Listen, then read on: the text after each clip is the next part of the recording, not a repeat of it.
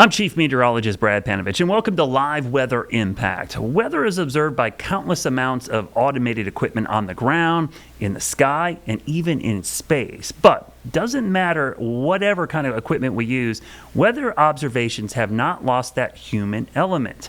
So WCNC's Nick Sturdivant and James Brierton, they talked with Melissa Griffin. She is the South Carolina Assistant State Climatologist for National Weather Observers Day, talking about the humans that help us out. All right, so today is May 4th, which means it's National Weather Observers Day, a day that provides a day for people, I should say, who enjoy watching and observing weather. This is a very important job. We have Melissa Griffin, the Assistant State Climatologist for South Carolina. Melissa, thank you for joining us. Thank you for having me. I greatly appreciate it. Of course. I got to ask the first question. What makes volunteer weather observations so important? So when it comes to those volunteer weather observers, I mean, they are instrumental in helping us track the variability and the trends that we currently see in, our day-to-day weather and our long-term climate. And that's everything from tracking temperatures to precipitation, and having them provide that additional information helps fill in gaps where we may not necessarily have like a National Weather Service station or like a NC State EcoNet station. I know you guys have your own Mesonet in North Carolina. So having those additional observations really does kind of help give us a better picture of what's going on. Well, why are they so important, especially in the age of AI, automation? Can you elaborate on that? Because everything is like you go to ChatGPT or you go to Perplexity, but what makes them so unique outside of that?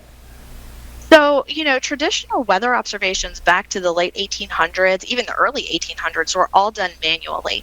And so being able to carry on that manual transition or that manual timeline of observations from different locations, you were able to kind of really track that trend using some of the same instrumentation that they used back in the 1800s. So for example, a standard rain gauge was like an 8-inch diameter rain gauge, and we have observers that are tracking, using a 4-inch diameter rain gauge, which is very similar to that 8-inch, and so we can go back and we can actually look at those trends.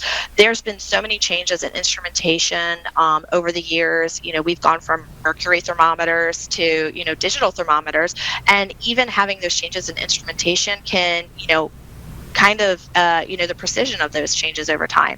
And in the era of, like you said, satellites and AI, having the ground truth is just really important. I mean, we get so many of our observations from satellite imagery, radar estimates, but being able to actually make sure that what we're seeing on those radar estimates matches the ground truth is really important too. There's been a lot of talk, Melissa, about obviously climate change. How is that affected when it comes, your job as far as keeping these weather records? So, having the observers, over time, it's fantastic to see the changes that we see at the local level. So that's everything from microclimate changes to, large shifts in the overall patterns. Like, what is the impact of El Nino or La Nina on our weather here in the Southeast? And so being able to go back in time, we have a couple of stations here in South Carolina that have been at the same family, same residence since 1892, and we're able to go back and look at that data over a period of time, and we can see the cycles that we see, from wet periods and dry periods, cooler than normal temperatures to above normal temperatures, and that really does kind of help us get a better idea of the variability that we do see in our climate. I have James Brierton here. James knows everything. I was going to put That's it there. generous. But James, you have a question? I do. So, Melissa, you're talking about residents who've been in the same place for many, many decades. You provided us a map of some of these community volunteer observers, folks who are listening to you right now. How can they join in and submit localized weather reports?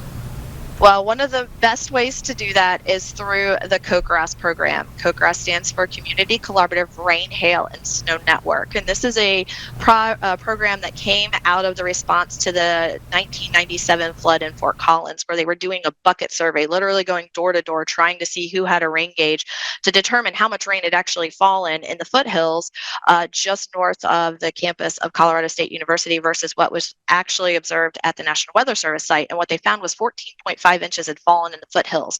And all of that water came out of the foothills and went right through the campus. And it did a ton of damage. Unfortunately, there were some people that lost their lives. And as they were doing the bucket survey, they realized that people were tracking the weather, which was great because they were able to pull that data in. But there was such a curiosity as to how much rain actually fell that they tapped into that curiosity and started the program. And so everybody uses the same rain gauge, and they, over the years, have expanded from the Colorado Front Range to the entire U.S., the CONUS. We even have an international. We have CoCoRahs observers in Canada. We have them in the Bahamas. We have them in Jamaica. And it's just amazing to see these observers and their reports that they put onto the map every single morning. So you can go and look, and there's at least 25,000 additional observations across the entire U.S. every morning of rainfall. And we've all been there. We've all seen it. The rain is falling on one side of the street, and it's not falling at our house. And so having those extra observers really does kind of help us track that precipitation. Let's talk more about that CoCoRahs program with Melissa Griffin from the State Climatologist's Office down in South Carolina. And we're taking a look at the map right there on her screen. So thank you for describing that. Folks at home, they're watching this map as you explain it. The big story in the Carolinas, not even just in the Carolinas, through a big part of the United States, the drought. How important are these observers when it comes to the drought? Because, I mean, you're talking about something we haven't seen in nearly 20 years, give or take. Yeah, so this graph just kind of gives you the idea of, as we, through our, observer networks that we've had, since 1895 to present, just kind of showing South Carolina and the, annual average that we can see, but then you can see these long-term trends in the data. And we've really been in kind of a wet period since 2015. But if you look prior to 2015, we had those droughts of record that were in the, late 90s, early 2000s. We had the was 99 to 2001, 2005 to 2008, and then 2010 to about 2012. Those particular droughts were really impactful across the Southeast, especially here in the Carolinas. And what we're seeing now is our CoCoRahs observers, they're reporting the same number over and over again, and it's zero. But knowing exactly where it's rained and where it hasn't rained is really instrumental when we're putting in our suggestions to, drought response committees, when we're looking at providing information from the local level to the U.S. Drought Monitor. So each one of those observations that's in as a zero, while it might be boring because it's fun to measure the rain and it's not fun when they're just dust in your rain gauge, but each one of those zeros is really important. And in addition to the numerical value that our CoCoRahs observers are able to, enter in, they also can enter in comments. And so, I've had one observer who remarked that he's been observing, at his location since 2012, and this is the driest April he's seen since 2012. There's another unique feature of the CoCoRahs program that's called condition monitoring, where some of our observers will actually go in every week and they'll report what the conditions are like, whether they're too wet or too dry. And that really gives us an idea of how quickly some of these impacts are escalating. Melissa, in addition to rain, CoCoRahs observers, as I understand it, can also report things like hail and other types of severe weather. So what other types of measurements do you get from them?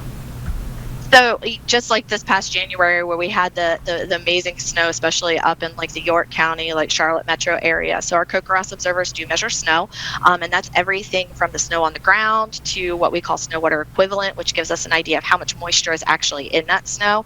And then, of course, hail is another precipitation type. We necessarily don't get hail as much here in the Carolinas as they do in other parts of the U.S., but we do have the ability for them to take pictures and submit pictures like the ones that were just shown, and they can tell us a little bit about the size of the hail, the different type of stone consistency of the hail.